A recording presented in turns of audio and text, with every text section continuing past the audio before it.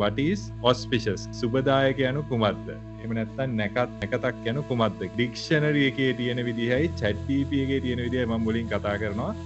ඊට පස්සේ ලග්න පලාපල කියන්නේ මොනවද කියලා අපි පොඩ්ඩක් කතා කරමු. ඊට පස්සේ ඇයි මිනිස්සුන්ට නැකත් අවශ්‍ය වෙන්නේ කියන එක අපි පොඩ්ඩක් කතා කරමු. ඊට අමතරව මේ සෑම මොහොතකම සුබදායක කරගන්නේ කොහොමද කියන එක ගැන කතා කරමු. ඊට පස්සේ කොහොමද අපි වැඩක් පටන් ගන්නෙ?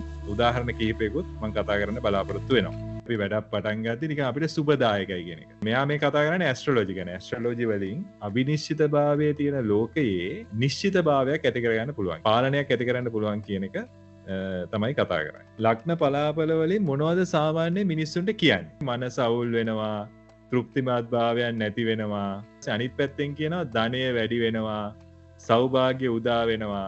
එක එක අය එක එක විදිහට කියන ප්‍රධාන උපදේශය තමයි මේ ධර්මානුකූලව හැසිරෙන්න කියන. දැන් මේ සාමකාමී මනසක් ඇතුව මේකෙන් එළියේ ඉන්න කෙනෙකුට මේ හැම බිඳ වැටීමක්ම හැම කරදරයක්ම දියුණුවක් කරගන්න පුළුවන්. ඒ කරදරේ ප්‍රමාණයට දියුණුව වැඩි වෙනවා කියලා දකින්න කෙනෙකුට මේක තවදුරටත් ඒ ලග්න පලාපල වලින් ප්‍රයෝජනයක් වෙන්නේ නැහැ කියලා තමයි මට දැනෙන්නේ. මං කියන එක විශ්වාස කරන්න ඕනේ. ඔයාලට තීරණයක් ගන්න පුළුවන්. එතකොට දැන් කොහොමද සාමකාමී මනසක් ඇති පුද්ගලයෙක් හැසිරෙන්නේ? ඒ සැහෙන හැම සැඩපහරකින්ම එයාලා උපරිම ප්‍රයෝජනයක් ගන්නවා. උපරිම ලාභයක් ලබනවා. දැන් ඇයි මිනිසුන්ට නැකත් අවශ්‍ය වෙන්නේ? ඔවුන් හිතන්නේ කාලේ ඔබට වාසනාව ගෙනල්ලා දෙනවා කියලා. ඒ කියන්නේ එක එක කාලවල එක එක විදිහට තමයි Tamanට වාසනාව වෙන්නේ කියලා.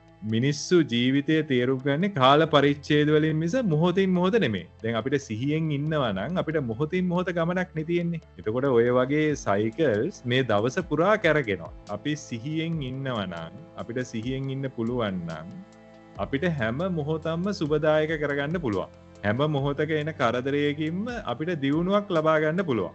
මේ emotional scale system by Abraham Hicks මනෝවිද්‍යාත්මක සයිකොලොජි වලින් ඩිවලොප් කරපු සිස්ටම් එකක්.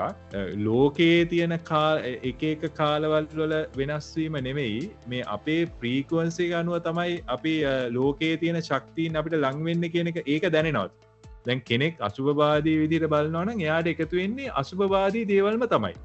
දැන් ජීවිතයක් ගත්තොත් මේ සුභවාදී අසුභවාදී කියන දෙකම තියෙනවා හැමතිස්සෙම.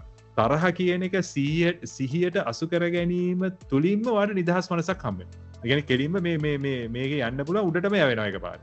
මං කියන්නේ තේරෙනවද? ඔව් තේරෙනවා. කියන්නේ අපි එතකොට එතනින් ඒක ගැන තවත් වද වෙන්න යන්නේ නැහැ. එතනින් එළියට ඔව් ඒකම නිදහසක්. ඒකම නිදහසක්. ඒකයි සිහිය තියෙන වටිනාකම. තමන්ව දිනීමේ ගමන. ඉතින් මේක ලෝකයේ දිනීමේ ගමන. සිහිය ඇති වුණ පුද්ගලයෙකුට වෙන්නේ යාව සුවපත් වෙන එක. ටික ටික සුවපත් වෙනවා. සිහිය දියුණු වෙන්න. වෙනස් වීමට කැප වෙනවා. මේ දවසින් දවස අලුත් වෙන්න. ඒ කිසිම බයක් නැහැ. හැමදාම ඉගෙන ගන්නවා. ඇත්තටම මේ සදාචාරාත්මක වගවීම වැඩි වෙන්න මෙයාගේ දියුණුව වැඩි වෙනවා. තමන්ට ඉලක්ක දාගන්න. මේ කවුරුත් කියන හින්දා නෙමෙයි. එහෙම ඉලක්ක දාගන්න පුළුවන් ශක්තියක් තමන්ට දැනෙන්න ගන්න. වැඩ පටන් ගන්න. ආරම්භක සිතුවිල්ලක් ආපුවාම ඊට පස්සේ දැන් මේ මම වැඩේ පටන් ගන්නද කියලා මේ ඇතුලේ ලොකු කතාවක් හැදෙනවා. ඒක මේ සයිකොලොජිකල් නීඩ් එකක්. මෙතන ඕන වෙනවා කාගේ හරි කන්ෆර්මේෂන් එක. එතකොට තමයි ගොඩක් වෙලාවට මේ කේන්දර බලන්න යන්නේ. දැන් මමත් නොබලව කෙනෙක් නෙමෙයි. අවිනිශ්චිතභාවයක් දැනෙද්දී අපි ඒක මොකක් හරි දෙයකින් රීප්ලේස් කරගන්නවා. ඒකට එගේන්ස්ට් මේ අපි ආරාධනා කරන්නේ මේ සිහියෙන් ඔය අවිනිශ්චිතභාවයට මුහුණ දෙන්න කියලා. දැන් මේ කේන්දර පරීක්ෂා කරන්න අවශ්‍ය වෙන්නේ ඔන්න අවිනිශ්චිතභාවයෙන් තමයි. එතකොට දැන් මම යෝජනා කරන්නේ මේ මම තීරණය කරනවා මේක කියන තැනට එන්න කියලා ඉස්සෙල්ලා. වෙන කවුරුත් ගත්තට වැඩක් නැහැ. අන්න එතන. එතකොට ඒකට ඉතින් අර කිව්වා වගේ බාහිර දත්ත අවශ්‍ය වෙනවා, අභ්‍යන්තර දත්ත අවශ්‍ය වෙනවා. ඒ කියන්නේ තමන් ගැන දැනීම අවශ්‍ය වෙනවා. ඊට පස්සේ මේ වැඩේ ගැන දැනීම අවශ්‍ය වෙනවා. ඒකට පොඩි කාලයක් ගන්න. හදිස්සි වෙන්න එපා. හැබැයි මම ඔයාලට කියනවා ඔයාලා සිහියෙන් මේ මේක තීරණය කරනවා කියන තැනට ඇවිල්ලා මේකත් එක්ක හැපි හිටියොත් ඔයාලට මේ වැඩේ පටන් ගන්න තියෙනවා නම් ඒ වැඩේ පටන් ගන්න හරි වෙලාව ඔයාලට දැනෙන්න ගන්න. දැන් අපිට Tamanට හරි වැඩක්. මේක අපි කළ යුතු වැඩක් කියලා තේරෙන්නේ ඒකට හැම පැත්තෙම උදව් වෙන්න ගන්නවා. ඒ හරි වෙලාවට. ඒක එතකොට ඔයාලට අවශ්‍ය වුණොත් ඒක නවත්ත ගන්න බෑ. හැබැයි ඔන්න ඕක වෙනකන් ඉන්න අපිට ඉවසිල්ලකුත් නැහැ. ඒවට කියනවා අපි අමුවෙන් අම කනවා කියලා. ඒ අඹේ ඉදෙනකන් ඉන්න අපිට දන්නේ නැහැ. ඒ ඉවසීම නැහැ. අනිත් එක ඒවා තේරුම් ගන්න තරම් අපිට සිහියකුත් නැහැ. ඔන්න ඔය දෙක නැති හින්දා තමයි අපිට ඔය අනිත් දේවල් අවශ්‍ය වෙන්නේ. ඔය දෙක තියෙනවා නම් අපිට ඒකත් එක්ක හැපි හැපි ඉන්න තියෙන්නේ වැඩේ නිකම්ම පටන් ගන්නවා එකගද එකගයි එකගයි